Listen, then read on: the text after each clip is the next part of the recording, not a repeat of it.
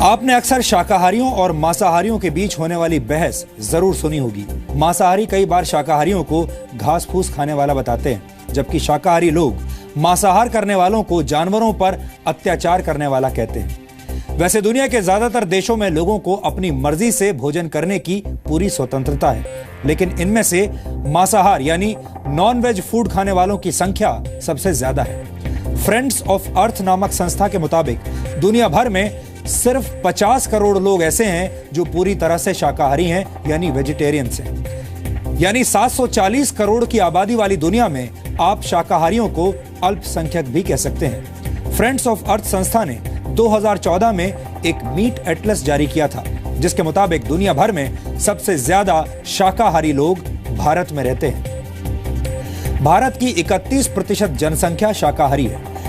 भारत में भी हर व्यक्ति को अपना भोजन चुनने की आजादी है और हम इस आजादी का पूरा समर्थन करते हैं। लेकिन अमेरिका की नेशनल एकेडमी ऑफ साइंसेज के एक नए रिसर्च के मुताबिक अगर पूरी दुनिया में शाकाहार को बढ़ावा मिले तो धरती को ज्यादा स्वस्थ, ज्यादा ठंडा और ज्यादा दौलतमंद बनाया जा सकता है। फिलहाल दुनिया में 3 तरह का भोजन करने वाले लोग हैं। पहले जो मांसाहार करते हैं यानी नॉन वेजिटेरियंस हैं, दूसरे जो शाकाहारी हैं यानी वेजिटेरियंस हैं, और तीसरे वो लोग हैं जो शाकाहारी हैं और जानवरों से प्राप्त किए जाने वाले प्रोडक्ट्स जैसे दूध का सेवन भी नहीं करते।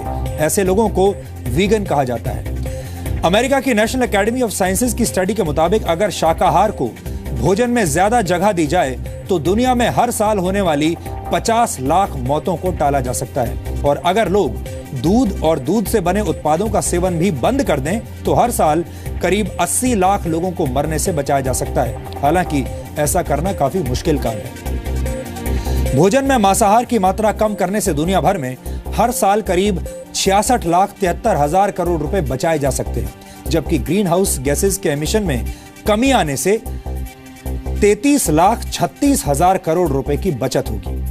रिसर्च के मुताबिक इस पहल से सबसे ज्यादा फायदा विकासशील देशों को होगा। स्टडी के मुताबिक कम कैलोरी वाला भोजन करने से मोटापे की समस्या कम होगी और लैटिन अमेरिका सहित पश्चिमी देशों में पब्लिक हेल्थ पर होने वाले खर्च में कमी आएगी, जबकि फल और सब्जियों का उत्पादन बढ़ने से भारत सहित दक्षिण एशियाई देशों की अर्थव्यवस्था को जबरदस्त फायदा होगा।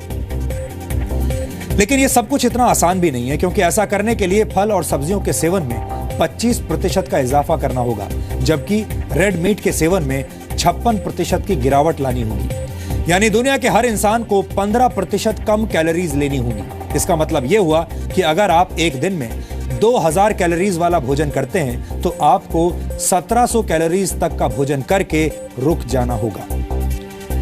मांसाहार आपकी सेहत के लिए कुछ हद तक फायदेमंद हो सकता है, लेकिन धरती की सेहत के लिए मांसाहार बिल्कुल भी फायदेमंद नहीं है। और हम ऐसा इसलिए कह रहे हैं क्योंकि मीट प्रोडक्ट्स के उत्पादन के दौरान जो एमिशन होता है वो दुनिया में होने वाले कुल एमिशन का 20% है। ये दुनिया भर के वाहन, हवाई जहाज, ट्रेन्स और परिवहन के दूसरे साधनों से होने वाले कुल एमिशन से भी ज्यादा है। एक अनुमान के मुताबिक जानवरों को पालने के लिए उन्हें जो भोजन दिया जाता है वो अगर इंसानों को मिलने लगे तो दुगने लोगों का पेट भर सकता है। 1 किलो पोर्क के उत्पादन के लिए करीब 8 किलो भोजन जानवर को दिया जाता है, जबकि 1 किलो चिकन तैयार करने के लिए एक मुर्गे को 3.5 किलो अनाज खिलाना पड़ता है। इसी तरह मीट प्रोडक्ट्स को खाने की टेबल तक पहुंचाने में सब्जियों के मुकाबले 100 गुना ज्यादा पानी का इस्तेमाल किया जाता है।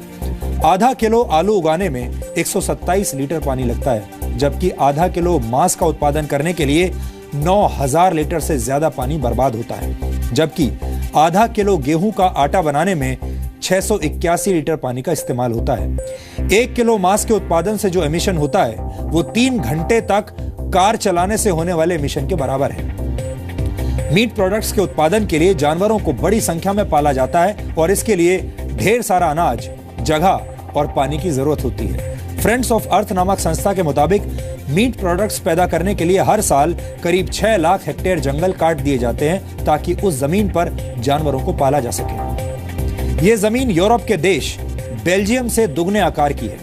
400 ग्राम मांस के उत्पादन के दौरान करीब 40 किलो ऐसे पदार्थ पैदा होते हैं जो ग्राउंड वाटर को विषैला बनाते हैं। दुनिया में उपलब्ध 70% फ्रेश वाटर कृषि में इस्तेमाल होता है और इसमें से एक बहुत बड़ा हिस्सा मीट उत्पादन के लिए होने वाले पशुपालन पर खर्च होता है। अगर लोग खाने में शाकाहार को ज्यादा जगह देने लगेंगे तो जानवरों को पालने में इस्तेमाल हो रही 160 करोड़ हेक्टेयर जमीन मुक्त हो जाएगी।